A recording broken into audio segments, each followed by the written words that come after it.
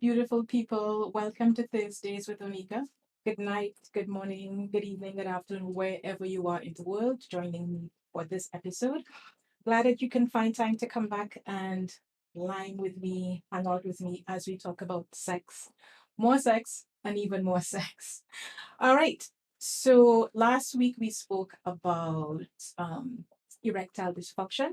We are continuing this week with another male or man's issue, and we're going to be talking about early ejaculation. And note, I said early ejaculation and not premature ejaculation, and that is actually deliberate. Now, in my training from the very beginning as a sex coach, we use that term because it sounds more neutral and less judgmental. And I was always uncomfortable using that word premature with grown adult men. So I'm much, much more comfortable and way happier with the term early ejaculation. All right, so that's what we're going to be talking about tonight. And as usual, I have some um, gadgets, mechanical devices to share with you. I find that those are so much fun to share and to explore, especially at that intersection, because they are at that intersection between human sexuality and sexual health and technology. There's some amazing, amazing things out there, but getting ahead of myself.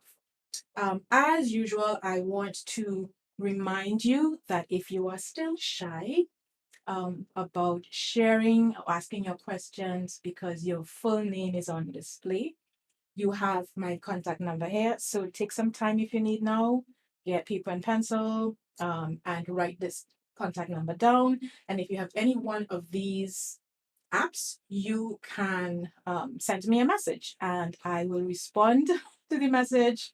And I will respond so that everyone will benefit from the response to your question or your comment. All right. So let's get straight into it because you know I can talk and talk and talk about sex 12 hours straight like a boss. All right. So let's get into today's topic, overcoming shortcomings, i.e., managing early ejaculation. All right, let's get into it. Hi, good night, Selwyn Curtis Jardine. Welcome to another episode. All right, so situations. So if you or someone you know think that they might be having this challenge, see if any of these situations feel familiar, sound familiar in terms of what you might be experiencing. All right. You are unable to control when you ejaculate. You ejaculate within a minute or less of starting intercourse or even upon penetration. You've tried various methods to deal with EE, early ejaculation, only to have your hopes dashed. You often worry about ejaculating too soon or not pleasing or satisfying your partner. You've been repeatedly frustrated by your inability to satisfy a woman through intercourse. Because, of course, there's more than one way to satisfy a woman, right? Even foreplay often leads to ejaculation. You struggle with the slightest touch to your penis when you're petting, feeling up, or in foreplay with a partner. You're dissatisfied with your sex life. And when you ejaculate too early, sometimes you attempt to hide it. For example, if you're still wearing clothing, you probably want to get out of the situation with your partner so that they don't notice that it's kind of like game over for you. And this is when it begins to spill over into your relationships with your partners. It begins to damage your relationships. Hold on, I'm seeing my tech and marketing manager coming in. Screen is on the bottom left. There's an extra screen there. Oh, so this is showing up. People are, apologies, folks. Let's see if I can get rid of this. How is that looking? Thank you, Jason. All right, yeah, folks, sorry, but I didn't even notice that. Thanks for pointing that out. All right. Right, so premature ejaculation. I didn't change it here. Sorry, folks. So this is supposed to be EE. Early ejaculation has damaged your relationships with partners. And This one can be particularly painful or uncomfortable. You may have been ridiculed or rejected because of your challenge with early ejaculation. Kind of what it seems like, or what the lyrics of this song suggests. Welcome to the Get Your Freak On Hotel. How much for a room? It's $10 a minute, but you look like a $5 brother. Thank you. I'll be right back.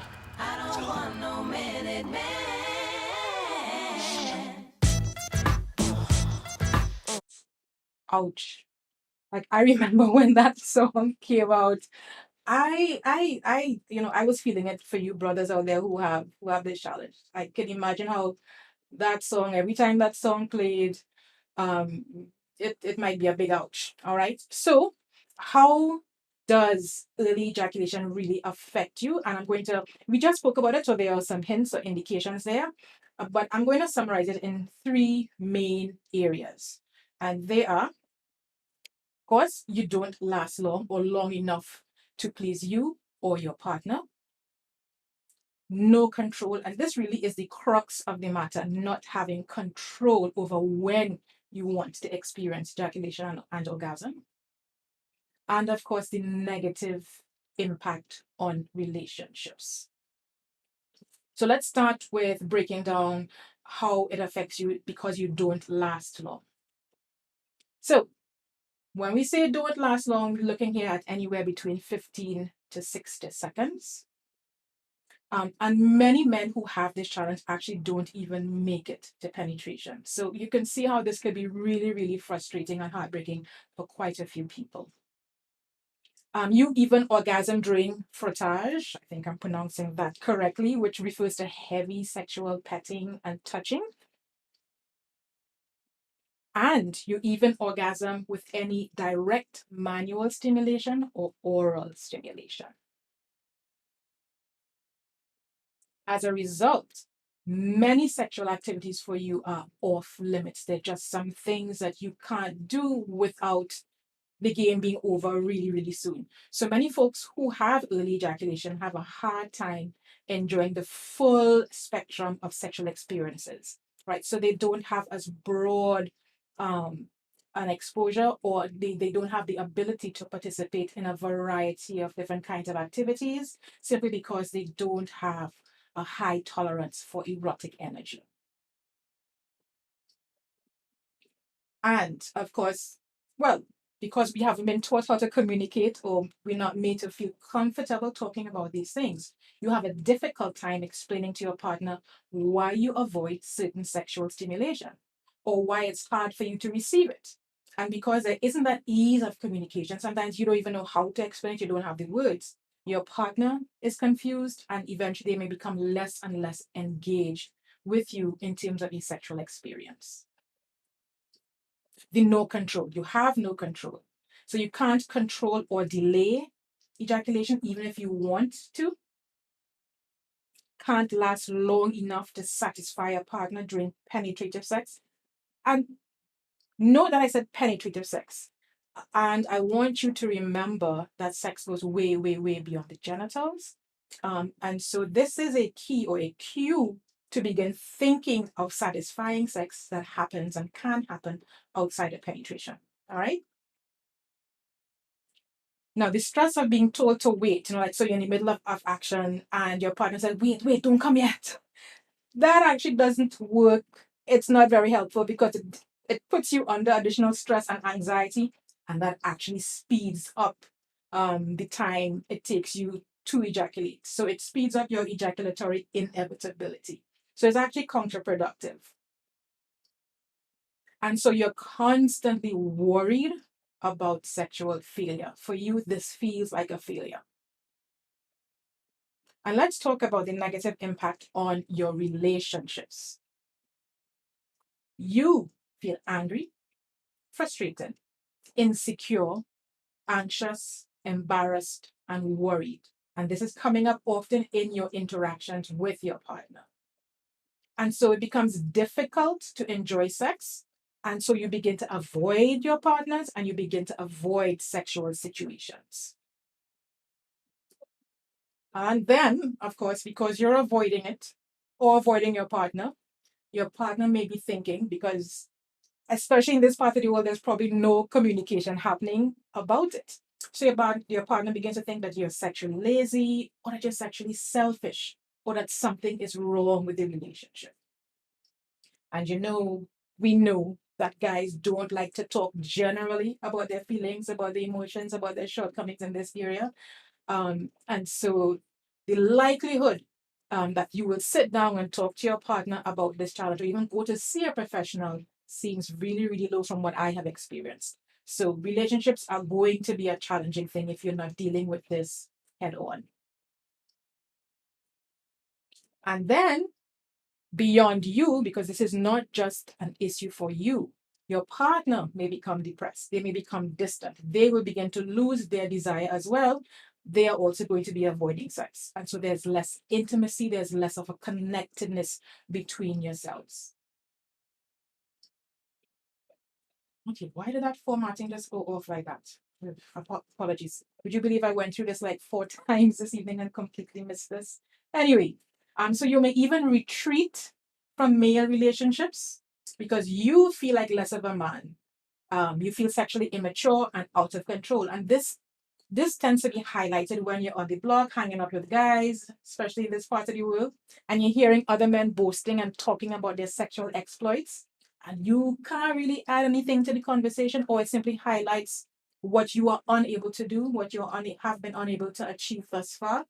And so you begin to hang out with your partners less and less, with your friends, less and less, because you don't want to be reminded of what you are not able to do.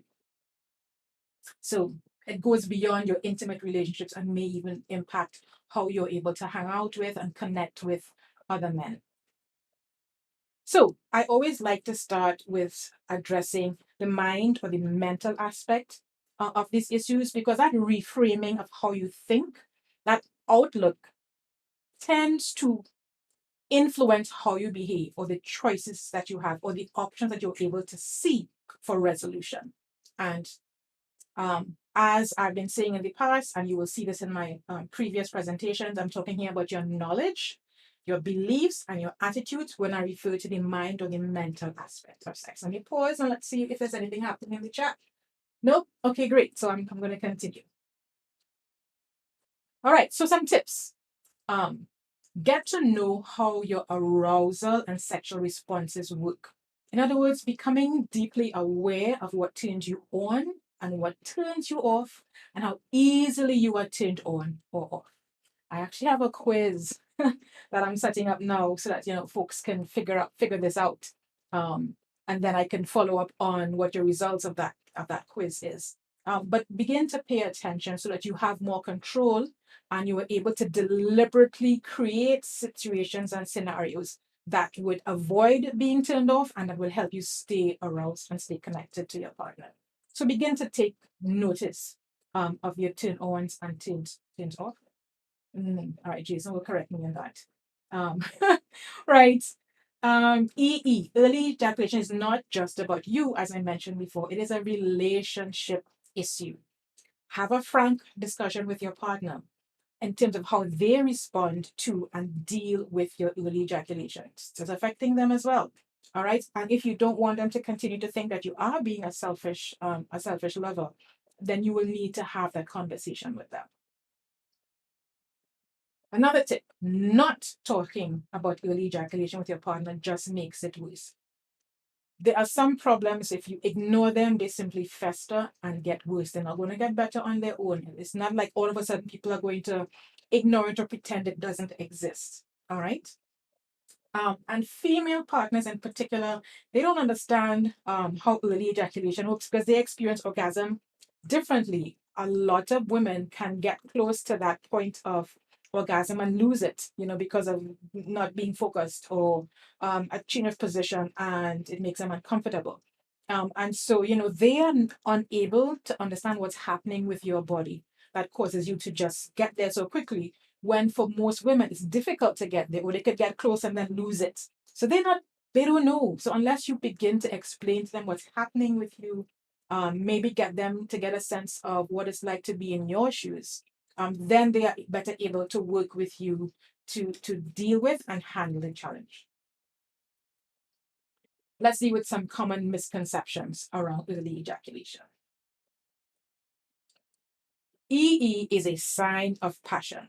So at first, some people will view it like that. They may be flattered, So it's like, oh my God, she was so excited and just overwhelmed because of my sexiness and attraction. And he wanted me so much that, it was overwhelming and boom, he came in less than 30 seconds. No, people, the man didn't want to have the pleasure last only 30 seconds. All right? It is not a sign of passion. It is a sign that you are not interested. Also not true. A sign of inexperience.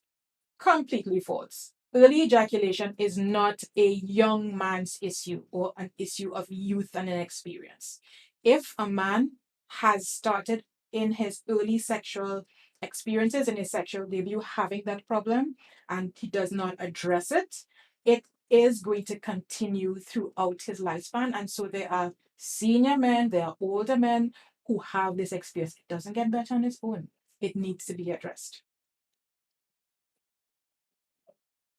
The assumption here is that you're just boring. Yeah, that you are bored in bed, you have no skills, you're just sexually boring. All right? Nobody wants to be sexually boring. That is not a goal. That is not something that people are satisfied with. So throw that out the window. That you're sexually selfish. It's all about you. You don't care about nobody else. As long as you get yours, you're good to go. Come off, zip up, and you go to sleep. Okay? That is also a misconception. All right, you're not being selfish. It really is an issue of not being able to control and manage it. Now, of course, upon further, assessment and investigation, it may turn out that for some men, they just don't care. They're not thinking about your needs and not even asking about your satisfaction and trying to make sure that their partner is satisfied, before they allow themselves to even get to penetration. Or even if they have ejaculated, that they would still try to please their partner. So if that's going on, then perhaps there is some selfishness happening there. But generally speaking, it is not because the person is selfish, right? Okay, so those were addressing the beliefs, the attitudes, the misconceptions. Let's get now into the knowledge. All right, what is this about? What is the cause, and how can we move forward and manage it? All right, so let's have the definition. All right, so the International Society for Sexual Medicine, this is how they define early ejaculation or premature ejaculation. So they call it a dysfunction. A male sexual dysfunction characterized by ejaculation that always or nearly always occurs prior to or within about 1 minute of penetration. Another part or another definition is the inability to delay ejaculation on all or nearly all penetrations. All right, so those are the definitions that we're working with for early ejaculation. So types of EE, and they basically fall into two categories. There's chronic or lifelong EE, that's kind of self-explanatory. And then there is acquired or situational EE.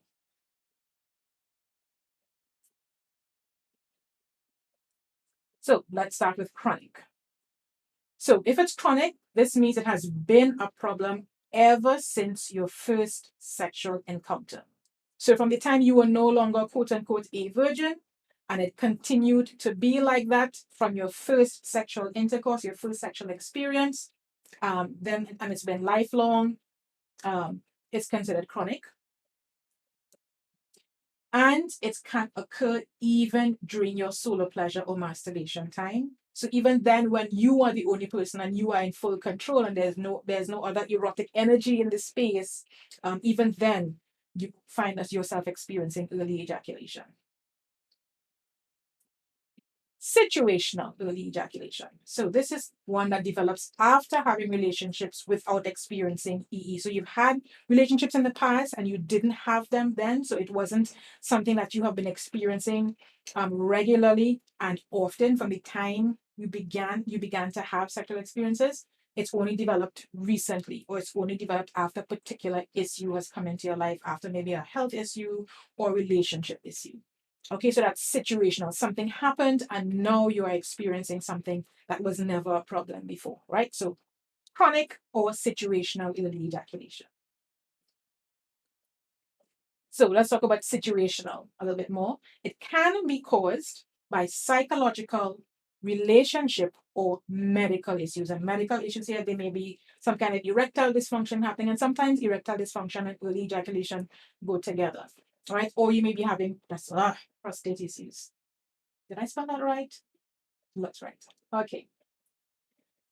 All right. So this is where I'm going to be going through a very mini quiz. Like there are 4 questions or statements that help persons determine what kind of early ejaculation they have, whether it's chronic or situational. So if you did get that pen and pencil to write down my contact number, you can also keep that pen and pencil and write down your responses to these questions. And then at the end of it, depending on which ones you answered yes to or no to, and how many you answered yes or no to, it will give you an assessment, so to speak, of the type of early ejaculation that you have. So let's pay attention to these questions or these statements. Right. So 1, yes or no. Have you had problems with early ejaculation all of your life? Does premature ejaculation, I haven't been consistent with that. Apologies. That's supposed to be EE there again. Right. So does premature ejaculation or early ejaculation occur during all sexual situations, including intercourse and oral or manual, as in hands, or manual stimulation? And is it occurring with different partners, including when you do it alone during masturbation? So all sexual situations, including intercourse, oral or manual stimulation, and with different partners. So it's not as if you experience it with this partner, not another, happening with all partners, and it's also happening during masturbation. So is this a yes or a no? Also, what is your health status? Are you in good health and free from problems such as prostate infection or injuries and any other conditions that are known to trigger early ejaculation? So you need to check with your doctor with this, and your doctor will give you a list of things that can trigger this condition. So is this a yes or a no? And I believe this is the last one. Do you take medications such as tranquilizers, opiates, ephedrine or pseudoephedrine? I hope I'm pronouncing that correctly. And those are found in decongestants and cold medicines. And this chemical is actually, from what I read recently, it's currently under research to see how it can be used to treat delayed ejaculation. That's actually another situation that men can find themselves in, where they aren't able to get to orgasm or ejaculate at all. All right. So if we're using this substance to help men who have delayed ejaculation ejaculate early or at all, then it means if you are having this substance in your body through the use of these particular medicines, you're actually making your problem worse. All right. So the medication that you're taking can actually have an influence on your ability to delay your ejaculation. All right. So is this a yes or a no? All right. So if you answer yes to the first 3 questions and no to the 4th, then you have chronic early ejaculation, a lifelong issue. And if you said no to the first 2 questions and yes to questions 3 and or 4, then it's situational. It's happened because something has happened in the change of your lifestyle, in terms of relationship, or maybe your health. And therefore, if you can address that situation, you can go back to not experiencing early ejaculation. Okay? All right. Now, I have here possible theories because there is still some uncertainty. I mean, the jury is still out, so to speak, on the exact cause of early ejaculation, but there are some common thoughts, some common theories that I use to explain why this may be happening to men. All right. So just taking a quick peek to see Okay, good. No comments or questions as yet. So, psychological issues. And once again, the usual or more common culprits here would be depression and anxiety. And so it seems as though men who suffer from those psychological issues, they tend to be men who experience early ejaculation. Your masturbation habit or style. And usually this is something that you have trained yourself into from adolescence, from childhood. So I have seen this happen a lot within homes that have a very religious or a very oppressive attitude, an oppressive attitude towards sex or a sex negative attitude, or where religion has put a has caused you to be very uncomfortable with solo pleasure. But of course, as a teenager, you have this rush, this huge release of lots and lots of hormones happening. And so there is this activation of all this erotic and sexual energy, and you need to find, or you're trying to figure out, how do I release this? How do I manage this? And of course, you're going to be managing or trying to manage it through solo pleasure and masturbation. But if you have been taught that this is wrong and this is sinful, but you have no way of managing it, you are going to be doing it really, really quickly. So probably in the bathroom, and you can't stay too long in the bathroom having a nice, pleasurable time. People want to know, why are you in the bathroom for 10 minutes? Why are you in there so long? Oh, what are you doing inside there? So you can't be bathing past 3, 4, 5, 6, 7, 8, 10 minutes without raising some suspicion. And so if you have been doing this solo pleasure in a way that makes you ejaculate quickly or come quickly, you've literally been training your body, programming your body to ejaculate really early, because since you've been an adolescent, you had to hide it, had to happen fast, because there is a whole lot of shame and guilt and fear associated with it. All right. So you can end up carrying that over into your adult sexual experiences. Some scientists and researchers say that it actually might be genetic, that it runs in families. And so if your father, your grandfather had the challenge, then possibly you as a young man in that line of men who had the challenge, you may also find that you have the challenge as well.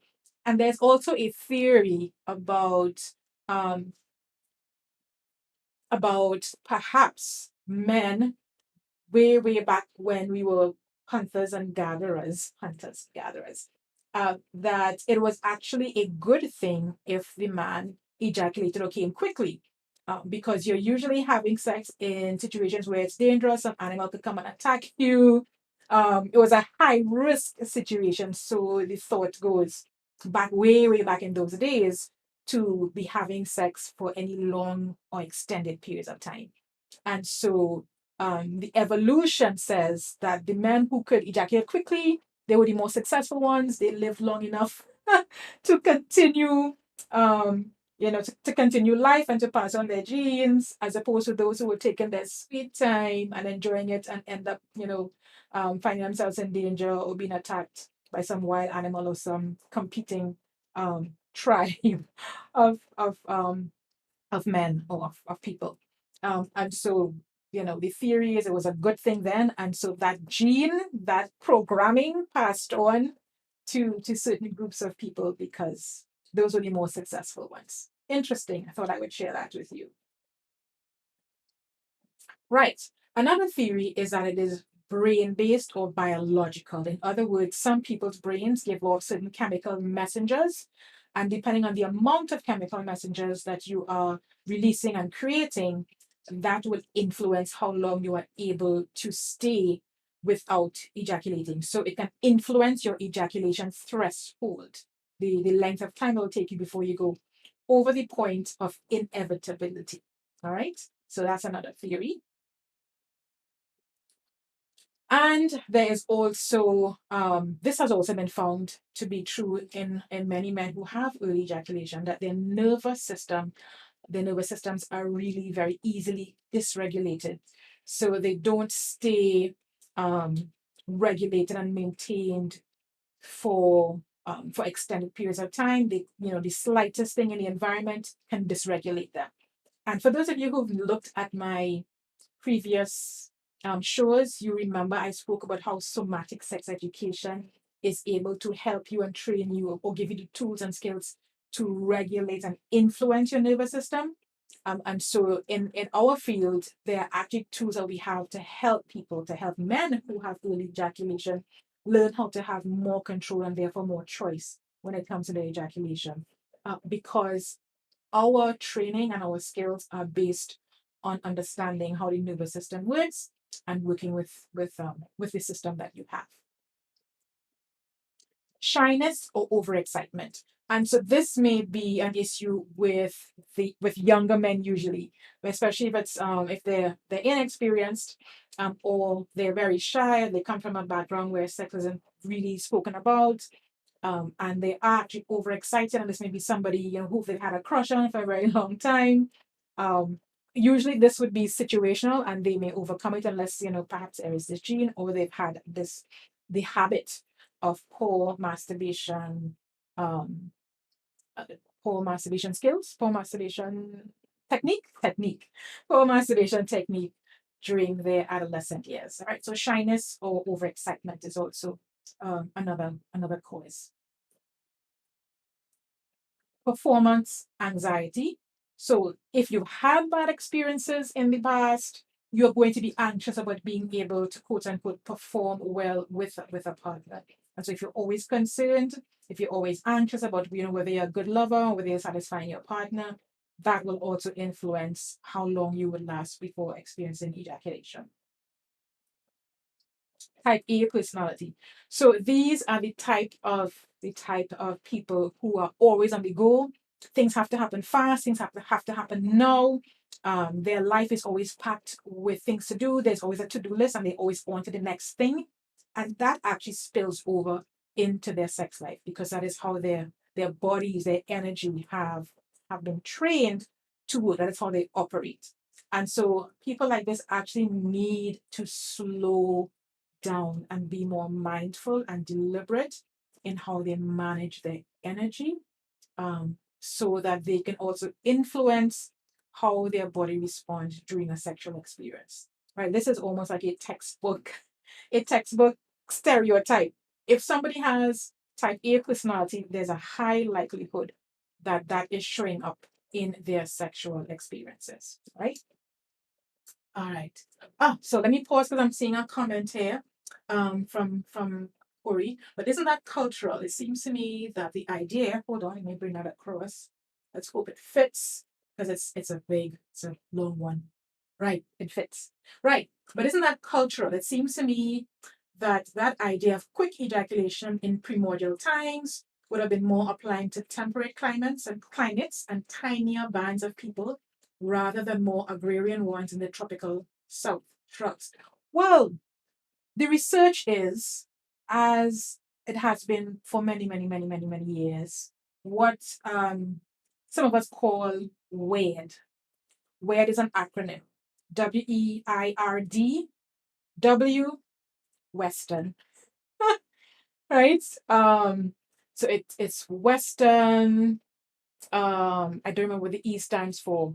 Industrialized, and Western and white, by the way. Industrialized, meaning the subjects that have been, the people who have been doing this research have that particular bias. So Western and white, industrialized, that's the I. The R, I think, is Republican, because it's coming out of the Western world and the US. Most of our studies that we are drawing all this information from. No, rich, not Republican, sorry. Rich, because now I remember that the D is Democratic. Can't remember what the E is. Don't believe I can't remember that. But you are perhaps quite right. A lot of the research that we have, that we are drawing this information from, is biased. And we do have to keep that in mind and be aware that all this research and the studies that we share may have and often has a particular cultural bias. So yes, you're quite right. So it'll be interesting if someone follows up on that, and to see whether early ejaculation happens more in particular kinds of, in particular cultures around the world as opposed to others. Yeah, so very interesting. Thanks for that, Corey. All right, so let's continue. Educated. That's the E. That's the E, sorry. So Western, white, educated, industrial, rich, and democratic, right? Those tend to be the persons who are doing research or who are the subjects of research. Right.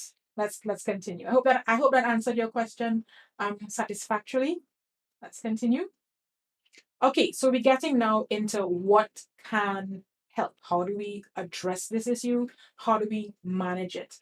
And I use the term manage or address and not cure, because the prevailing idea is that this is not a situation that can be cured. In other words, this is how you are built, this is how your system works, and therefore we simply need to find ways to always manage it and work around it. All right, so it definitely is going to involve some work and some training on your part. Your as in you as a man who has a challenge, and also a partner who is willing to work with you. All right.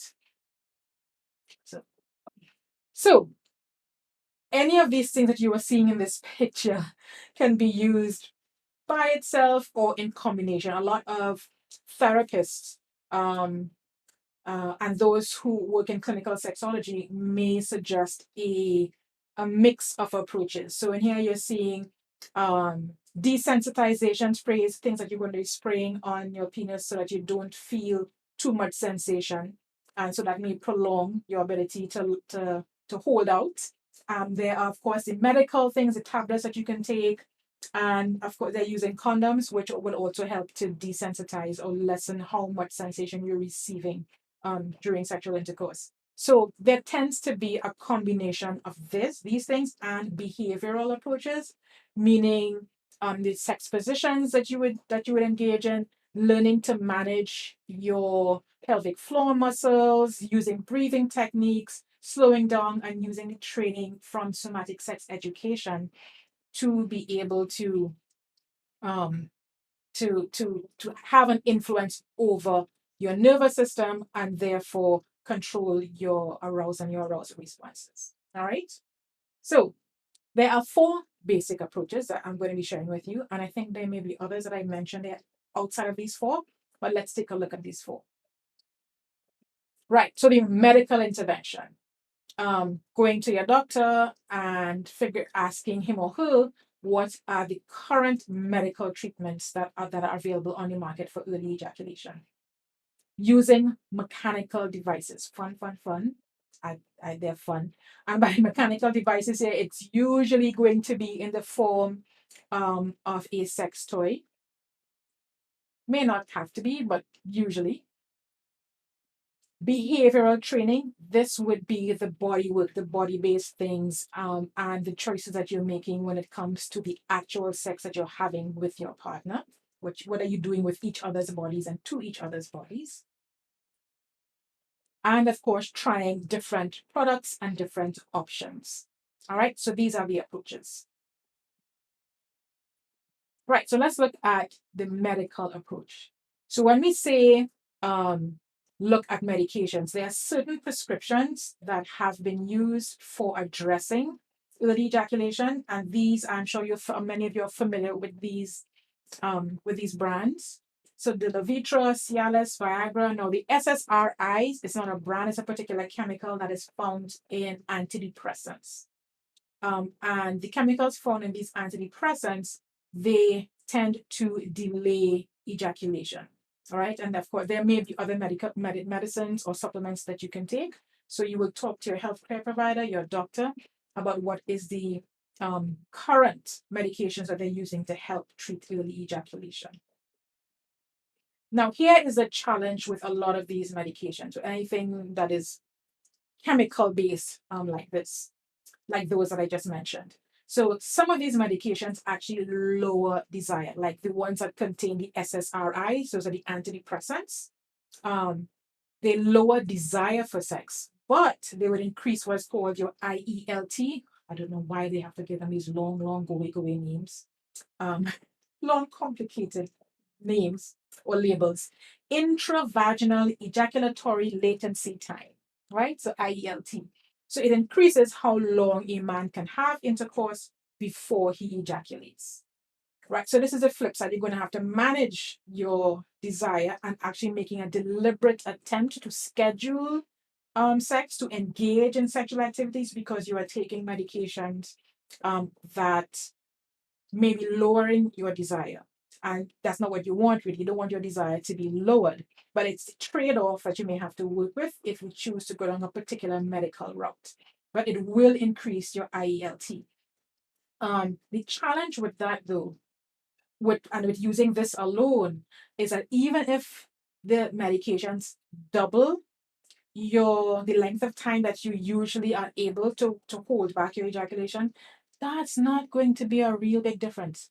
If you're only lasting 30 seconds and you double it, it's 60 seconds. That's still a minute. That's still a minute, folks. Yeah, that's probably not going to be satisfactory for either you or your partner. And so you're going to be taking these medications that have these other side effects only to get an additional 30 seconds. Yeah. So it usually should be combined with the other approaches. All right. Then there's behavioral control. So exercise. Exercise may help increase the biochemicals in the brain that improves depression. And so it may increase your IELT. That once again, how long you're able to last in a vagina during intercourse before you have ejaculation. Right? That's the IELT. So exercise, and once again, you will always find that a healthy lifestyle, eating well, making sure that you exercise, will always spill over into every aspect of your life. So finding exercise that you enjoy, that you're going to be consistent with, that you're going to find you don't have to work hard to be disciplined about, is always going to help in some way. All right. So consider adding exercise to your daily or weekly routine. Yoga. So this is a really interesting suggestion or option for you. What yoga does is that it helps people to manage stress, and sometimes, well, a lot of times, most times, stress has a negative impact on our sex lives. So for men who have early ejaculation, to be having stress on top of that, bad, bad, bad combination. But yoga helps you to slow down, helps you to focus. And depending on the type of yoga and the kinds of stretches that you're going to be doing and the kinds of poses that you're going to be doing, etc., it will help strengthen your pelvic floor muscles, which means you will have access and control. You can actually able to isolate those muscles and use them as part of your ability to control your arousal and to control when you want to ejaculate. All right, so a stronger pelvic floor that's more flexible gives you more choice in terms of um, learning how to slow down and learning how to squeeze those muscles to hold yourself back. All right, and you can find ways to do that are pleasurable and don't interrupt the actual sex play. Right, self-training during masturbation. And if you looked at my show last week, we spoke about this self-training. And it is a series of 6 steps. I have something here to share with you. I didn't put it up, so I'll try to put it up a little bit later. But this self-training tool, a behavioral process, you are going through a series of steps that get a little bit more complicated as you are doing the self-training, but it involves mental focus. It involves recognizing your ejaculatory inevitability. So this same process that is used to help with erectile dysfunction can also be used and applied to early ejaculation. All right. So noticing what happens just before ejaculation, using your breath and using breath work to um, to direct your energy, and of course, learning how to manage your arousal. And after a while, this becomes second nature, and after a while, your body knows what to do, and so it's not going to feel like you're in your mind thinking step 1, step 2, step 3 while you're having sex with your partner. Right. Now, I spoke about that self training during masturbation. Plus, adding some additional somatic exercises to that basic training, because there's a basic training that involves a technique that we call, that Dr. Patty Britton, she was my trainer, and the pioneer in sex coaching. She calls it the back it up process. And I want to pull that up so to share with you folks in a little while. But the back it up process in that self-training module adding to that some somatic exercises, and you have something that we refer to in the field as orgasmic yoga, or a mindful erotic practice. Sometimes it's referred to using these terms, and that's because now you are adding specific yoga techniques to an already established behavioral plan, and it is going to be it's going to involve like meditative practices, having an intention, creating an environment. You're really trying to undo or give your brain new pathways, for figuring out how to get this pleasure, how to maintain the pleasure, and connecting your brain to your body, and to your heart. And when I say heart, the emotions that are involved, trusting yourself, um,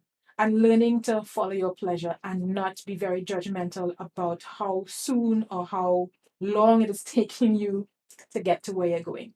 All right. So, a mindful erotic practice, or orgasmic yoga, these are terms that you would hear in the field that refer to techniques that can be used to help men manage their early ejaculation. Right. And we also have self-training plus the somatic exercises that I spoke about, including Kegels. I know many of you might have heard of Kegels, being applied to women exercising their pelvic floor muscles, especially using like these vaginal weights, things that you insert into the vagina to exercising muscles. There are Kegel exercises or pelvic floor muscles for men that you're putting on an erect penis, and you're lifting this weight that's on your erect penis. If you don't have this device, this mechanical device, you can always use like a wet rag, or a wet towel, and you're using it, lifting it up to exercise those pelvic floor muscles. But bottom line is, there are tools that you can use, guys, that will also help you exercise your pelvic floor muscles. That's also going to be helpful for you. And so we have self-training, somatic exercises, including Kegels, and you can also add what is called a masturbation sleeve to your self-training. And we're going to look at some masturbation sleeves towards the end of the program. I always like to share these lovely, exotic and fancy devices, mechanical devices, and bedroom accessories, aka sex toys, at the end of my presentation. All right, so we look at that towards the end. Right. You also want to extend your foreplay as much as you can, especially for your partner's benefit. So you want to set the stage, make sure there's a wonderful environment. You want to try different positions, and you want to let your partner orgasm first. But I know quite a few men who have used this approach until they were able to manage how long they can hold or delay the ejaculation. And so the quote unquote shortcut method is to make sure that you are pleasing your partner. Make sure you bring your partner, or get your partner to experience orgasm first, and then you can allow yourself to experience your ejaculation and your orgasm. All right. That way your partners are going to be thinking that you're selfish, or that you are, inexperienced. In fact, this for you guys who have this challenge, this is a challenge for you to become a really excellent lover, by focusing on your partner's body, on the things that your partner likes, and it takes away, or it distracts you from thinking about your issue, and you are still able to maintain that connection with your partner. All right. And outside of the behavior, those 4 approaches, there are other options that you can consider. So, trying self-help videos. If you're one of those folks who prefer to try things out yourself, because you have the commitment and maybe the resources to purchase supplements and numbing creams, and to buy things online, self-help videos can actually be useful for you. And I want to share this particular website where you can go to and um, purchase access to videos that may actually help. So you see there are video classes, and you see me top it as orgasmicyoga.com. So that's a website that you can check out that gives resources where you simply following the instructions in the videos that you're paying for. And then there is also this, the Alexander Institute, lovingsex.com. They have a number of videos on demand. So you pay for it and you have it there that you can download on your system or keep in some kind of cloud. I think they actually have an app that allows you to save the videos that you've purchased from them in that app. So this is another option for you. Go to this website, purchase particular videos, etc., that would guide you through the process. And so you're just following what you're seeing in the video. Okay? So, all right. Continue with other approaches. You have the testosterone approach using creams, patches, or injections. Of course, this has to be prescribed by your healthcare provider. You want to make sure that you're catering for any possible side effects and keeping yourself safe. So don't go try figuring out how to do this on your own, please. But this is an option that some people try. What I have found though is that if part of the problem is a psychological one, that no amount of testosterone is going to help. Like it literally has no effect for a lot of situations, especially if the issue is a psychological or situational one. All right. So I'm not saying no try it. I'm just letting you know, keep that in mind. This is an extreme for those who have lots of money and who want to take the risk of surgery. So there are penile implants that can be done that help. Making sure that you have a lot of variety in your sexual activities so that there are a variety of ways, many different ways in which you can maintain your arousal or slow things down so that you don't get to ejaculation very quickly. So different positions. And guys, if you have a partner who's open to work with you and you all have a great communication around your challenge, you will notice that there may be certain positions that you want to avoid and certain positions that you want to do more often that will help you maintain or delay your ejaculation. All right. Let me just do a quick check-in, see. All right, nothing as yet. Okay, great. And of course, a healthy lifestyle. Eating well, making sure you're exercising, making sure that you keep your stress to a minimum, making sure that you have good relationships and good reactions with the people that you have in your circle. All right. All right. And this is key, in my opinion. This is critical when it comes to managing your early ejaculation situation. You need to make sure that you have a partner who is understanding and who is going to work with you, who's willing to work with you. So, what kind of partner is this? What are the characteristics that you're looking for? Let's take a look. So, who is right for you? So, someone who is open to non-penetrative orgasms. So, someone who loves oral or manual stimulation, or who's willing to explore the different ways in which this can be done and in ways in which this can be satisfying. This is the kind of person that you want to be with. And so, what this is saying or suggesting is that you need, and we all should do this really, not just men who have early ejaculation. We really should be having open and honest communication around sex, around our sexual needs, around our sexual challenges when we meet somebody. So at some point in your courting or in your dating or in your talking to each other and getting to know each other, there are certain conversations that you need to have so that nobody gets into a situation where they are surprised or disappointed or where they feel led on or deceived. You really should be talking about these things up front. So in addition to talking about perhaps religious beliefs and political beliefs um how you should parent and how you should manage money, if you're going to be having sex, you should be talking about what you like, what you don't like, what you're willing to try, and what challenges you may be having. All right. And of course, going to get tested. Okay. So, someone who's open to having non penetrative orgasms, someone who is enjoying oral or manual stimulation. Of course, you have to be willing to do this. Okay. You have to be willing to learn to become skilled in these techniques. Someone who doesn't fake orgasms.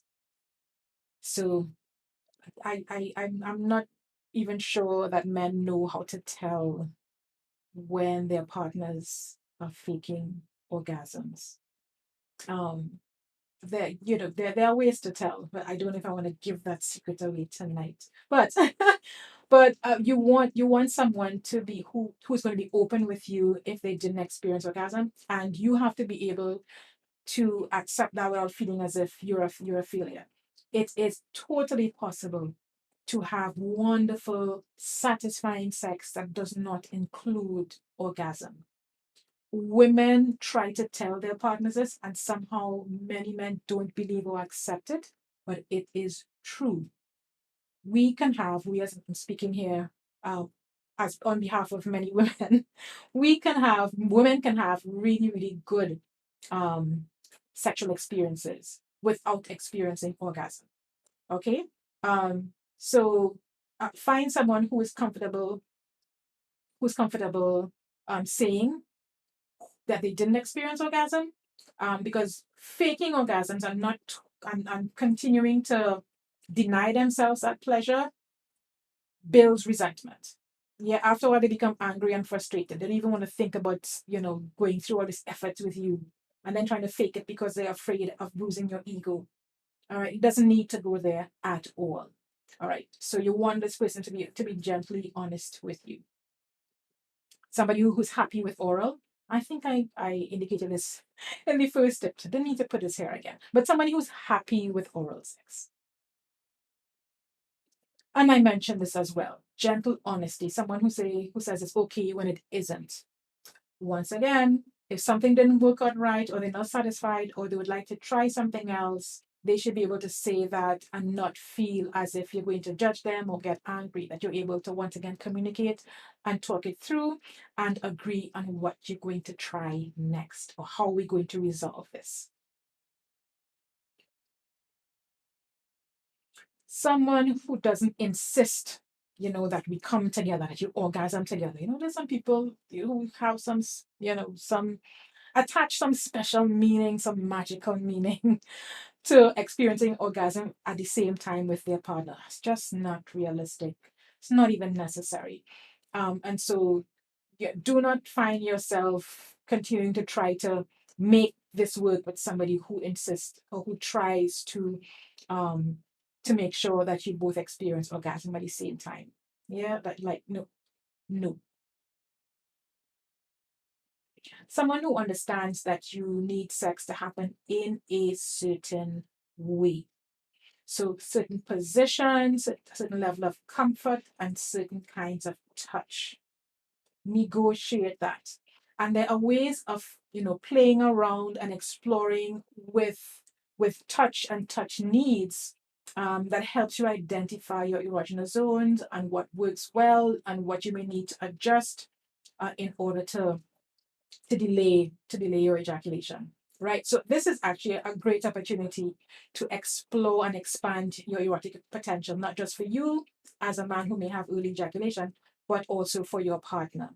All right. So it could be a great adventure to learn the tools, techniques, and exercises that allow you to expand your erotic potential. Right. Someone who understands that your early ejaculation isn't a sign of passion or selfishness or about your attraction to them. Okay. And sometimes, because I've done this for couples, sometimes the man would bring his partner into a session that I'm having with him so that I can explain to her. She is more likely to believe the expert when I break it down for in a particular kind of way. Um, but you want somebody who understands that it's not about them, and that is not about you just having all this great passion and being overexcited because they are real hot stuff and you just can't control yourself because of them. And it's not that you don't care and that you're being selfish, that you're just allowing yourself to orgasm. Like, help. Once they understand that, then they're able to work with you in a way that feels comfortable for you and that encourages and supports you in finding a way to manage this so that you are able to enjoy more sexual experiences. Oh, did I not just say this? Right. Someone who doesn't get frustrated or angry when you ejaculate too soon. Yeah. So if your partner doesn't have the patience and is not understanding and is exploding and getting angry when you ejaculate too quickly, this is not someone you should be sticking with. This is not healthy for you. This is not going to help improve the situation either, and it's not going to make you delay your ejaculation. All right? So don't tolerate situations like this that will only bring emotional harm to both of you. Someone that you can communicate with about your early ejaculation and someone who's willing to work with you. All right. Now, before I get to, because this is coming to the end of the slides, and then we're going to get into some juicy stuff. I want to locate an example or a description of how we work with early ejaculation using the back it up process. So just give me a minute. Let me pull this up here because I forgot to pull it up before. Because I really want to take you through visual, at least, of what that looks like. Let's see. Did I find it? Right. Okay, I found it. So let me get back to here. All right, good. So I have it queued up and ready. Let's see. Yeah, I have it queued up and ready. Okay. How am I doing for time? Oh, do you know I never feel this time, right? Like I had no clue that I've been talking on and on for an hour straight. Let me pause. Let me see a comment here. Trust when you're doing orgasm, the eyes don't lie. You think the eye, you right. Okay, so I guess what Selwyn is saying here is that you can tell by looking in this partner's eyes whether they have been faking orgasms. Is that what you mean? Is that what you mean? Let me know. Let me know if that's what you mean, Cletus. Okay. Right, where are we? Right. So, look at that. That was actually my slide. So let us go to that example and look a little bit deeper at what that behavioral training looks like. Do I have right? There we go. So let's look at this example. And I chose this visual because it really is a process and a journey that gets more complicated. But it's also related to a technique that I learned from one of my trainers in terms of helping men visually see or imagine their ejaculation. So, if they could think of one end of the room as the beginning and the other end as the ejaculation point, and they are managing their arousal and their ejaculation inevitability by giving themselves points along this room with certain time frames in which they're imagining getting to the end of the room by, like in 5 minutes or whatever it is to ejaculation. So they have to manage their arousal using a visual pathway. So anyway, I hope that made sense. Right, so let's go. So we have, right, so learning mental focus. And by this we mean, guys, let go of your negative thoughts, stop worrying, and focus on your erotic sensations. All right, that's the first step. The next thing is recognizing EI. So this is your ejaculatory inevitability. And by that, we mean recognize when you're at this point. How do you know what is happening in your body? Are you tightening your hips? Are you squeezing your buttocks? Is has your breathing rate become shallower? Do you feel a tingling sensation anywhere in your body? So know when you are getting to the point beyond which you know, okay, I can't come back from this. At this point, okay, this is it. I'm going to ejaculate. So because when you recognize that point, you know how to not get to that point, how to manage when you get to that point, because you know, okay, if I let myself get to here, if I keep going, ejaculation is going to happen. All right. Reading the signs, right? So this gets more specific. And this is the most difficult part of this self-training. Knowing the sensations in the body just before EI. So the fullness, the fullness of your penis. What other sensations are you feeling in your pelvic area? And then knowing your arousal. So getting more into the stages, the early stages of your arousal, and going very deeply into going very deeply into that using what we call the back it up technique. So you're noting sensations like fullness, movement, breath, and you're practicing what we call edging, getting very close to orgasm and ejaculation and letting go, getting close and letting go.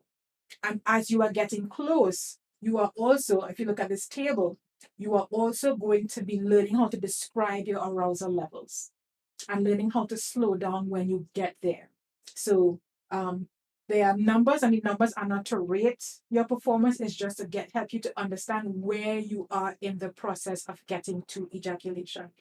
So twinges of arousal is not constant, a constant low level of arousal, high arousal, etc.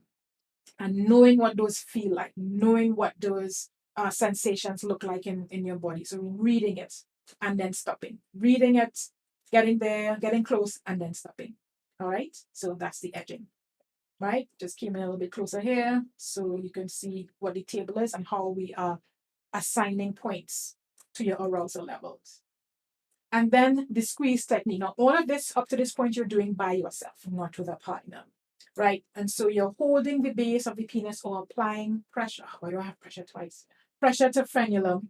You clutch and hold the pelvic floor muscle. So it's muscle to use to stop the flow of urine. And you're practicing this by yourself. And depending on your particular challenge and how long you've had it and what your health status is, this practice may take you days, weeks, or months. All right.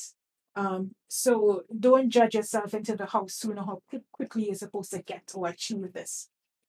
It may actually take months for you to get to the point where you are able to extend your period of arousal and able to have more control using these techniques, holding and applying pressure on the frenulum. Right. So the frenulum is, here. Are you all seeing this? I hope. Right. So below here, right, applying pressure here. And clenching your pelvic floor muscles. Oops. There we go. And of course, the last step is that you are doing all those things with a partner. So you're repeating the same steps, but your partner is doing the strokes. All right. So just note when you add the partner, things get really hot and heavy. And of course, it gets more challenging. All right. Cool.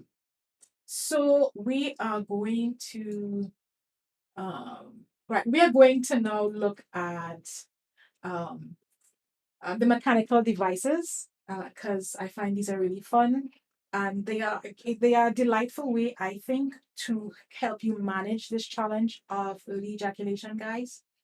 So, on one of my favorite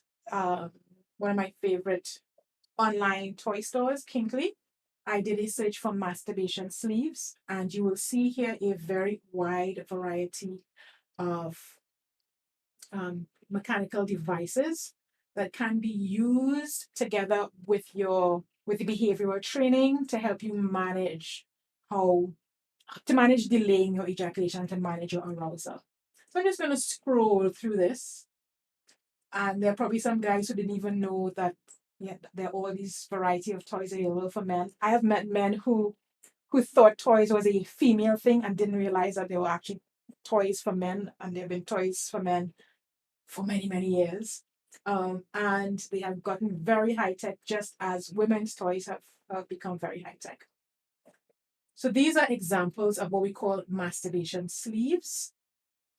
Men use these for their solo pleasure when they're adding a toy to their um, bedroom accessories. All right, just gonna scroll through these, see you get a sense of what's available. There we go. Yeah, you see the names of some of these? Oh my gosh. Right, so this is a variety, and I specifically chose a few of these to highlight because clearly they're my bias. But I'm going to share them with you. There is this one here where I'm going to zoom in here so you can see the texture of these toys. So there is this, the Tenga GEO demonstration. This is the texture of inside one of them. Look at that. Let me go back here and just kind of zoom into. Oh, doesn't that look interesting? Well, it looks interesting for me. So I don't know if penis owners out there, find that this looks interesting, that they might want to try it out, right? Let's go down. Let's zoom down. Right. Easy to rinse out and clean. And here is another texture. And here is another texture. Yeah. So this comes in three different textures. All right. So this is a masturbation sleeve for you guys. So you're going to be using this to practice because it's going to be like a pretend vagina that you are practicing on before you go try it out and test your new skills on a real live vagina. And then there is, right. This one is really innovative. So Richard's Intimate Therapy Stroker. Yeah. So meant to look like, a mouth. Or you can buy this version, which looks like, a vulva or vagina, right? And this is what it looks like a shampoo bottle. So it's going to be in your shower, and nobody's going to know what it is, unless it's in a bathroom where everybody has access to it. But if someone accidentally sees this, there is, then they're not going to know, right? But you can see it has the different textures or suctions. So there's deep comfort, firm hold. My gosh, these names, right? And the top here, this actually controls the flow of air. So it controls how much suction you're going to be experiencing when you use this toy, right? So Sir Richard's Intimate Therapy Stroker.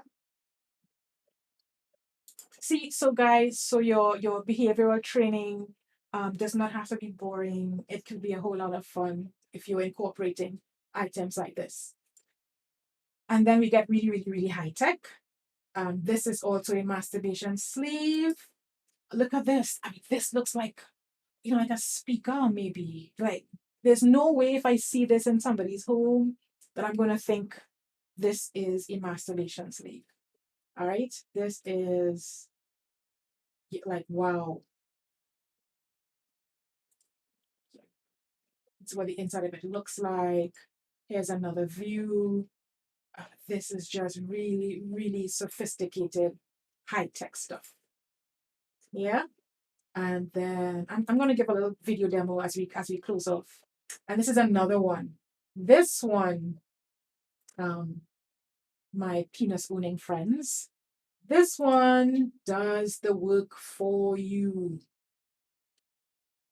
So you're just holding it on your genitals and it is doing the up and down for you, and you can control the speed and the length of the stroke. Like, wow. Like, wow. Yeah. All right. So let's take a look at, I think it's like a minute and a half demo for these. And that will bring us to the end of tonight's show. Let me see if I have any questions or comments. Nope. Okay, cool. I hope that means that you folks are just enjoying everything, it's making sense, no gaps in knowledge. And then I will check my phone, see if anyone sent me any messages that they may not have wanted to share in public. All right, so let's look at this video on the arc wave iron. Gentlemen, have you ever imagined what a female orgasm feels like? Of course you have. Now you don't just have to imagine.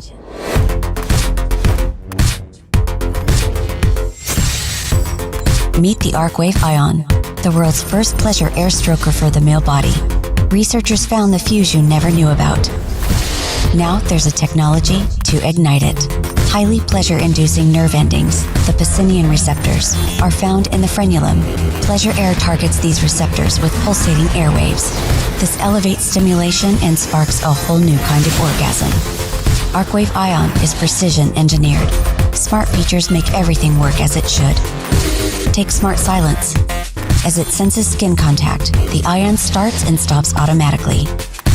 Clean Tech Silicone sets a new standard. It's hygienic, durable, and crafted for a superior finish. Maintenance and charging is simple. Just twist to open. Before returning ion to its storage base. When it comes to performance, details matter.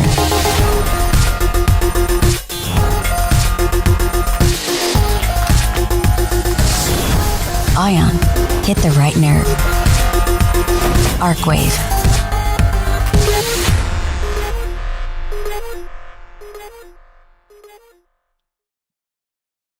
Fellas, you ladies can't make style on Ollie again, you know, like there's stuff out there for you. Some really exciting stuff. And I wanted to point out here that for those of you who are really into technology and IT, that intersection between that technology and IT or IT and sexuality and sexual health is a really fascinating intersection to investigate. So for those of you who into high-tech things, who are innovators, who into technology, perhaps learning something about sexuality and sexual health, and that may be a field that you folks may want to explore and look at. Fascinating things happen. I'm always also curious about these new toys that are programmable and that are hooking up to your computer system, etc. You know, if they can be hacked. Like, can somebody hack your high-tech sex toy and what would that look like? But it's a fascinating intersection to explore. And so we're going to look at one more, the hero, the one that is doing all the work for you. And then we're going to close off. Let me pause here and see if there's anything coming through. No, nothing. So let's look at the other one. And then we shall wrap up.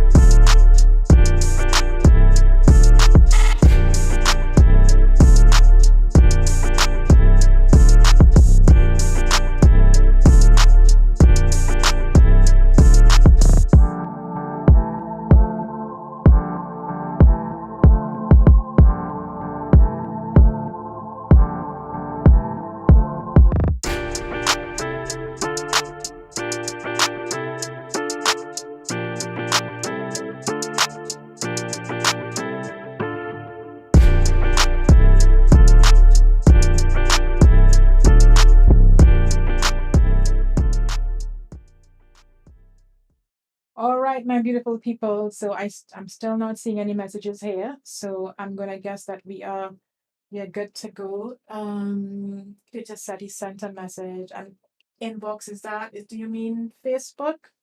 I'm gonna pull it up now and see if anything comes up. Um, but once again, thank you so much for joining me for another episode of Thursdays with Onika, where we talk about sex, more sex, and even more sex. Not seeing any messages or any more comments coming through. But I hope you also found this session very informative and very helpful. Okay, I'm seeing one message coming through.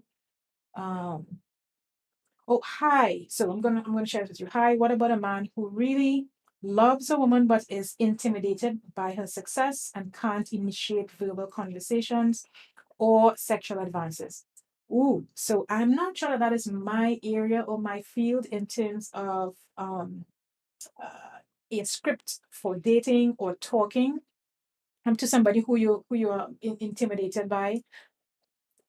I'm going to suggest that you simply start with basic friendship. Just don't have any expectations. Don't look for, um, don't look for any serious relationship up front. Just be really good friends and see how it goes from there. Because as a friendship develops and as a trust develops, you become more and more open about a wide range of topics. So start simple. Um, find out what she likes. You share what you like, and just a simple back and forth about things you like, things that you like to do. Um, sharing, I don't know, even daily activities, sending a hi.